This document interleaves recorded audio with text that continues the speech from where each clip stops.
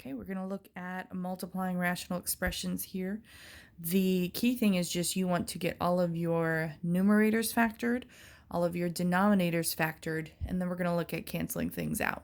It's kind of the same thought process if you just had one fraction. Again, I would want to factor the top and bottom and see what I would be able to cancel out to try to simplify. Okay, so key thing is just you got to be good at factoring. That might take some practice. All right.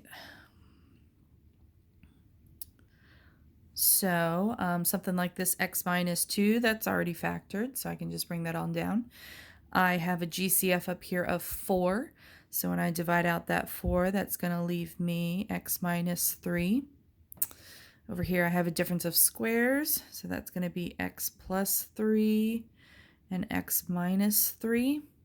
And then finally my last numerator here, I have a just a trinomial. I want to do that x puzzle idea. So what two numbers multiply to be 15, add to be 8.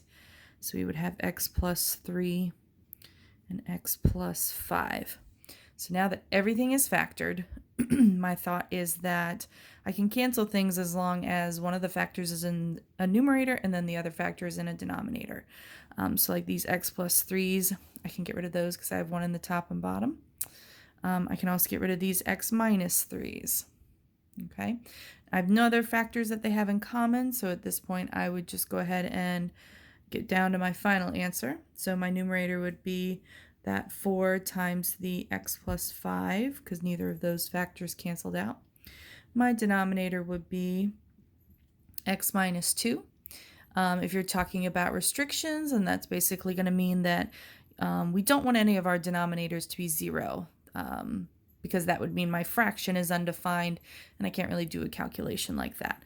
So all 3 of these factors here in my denominator create a restriction for us. So we would not want x to be equal to negative 3.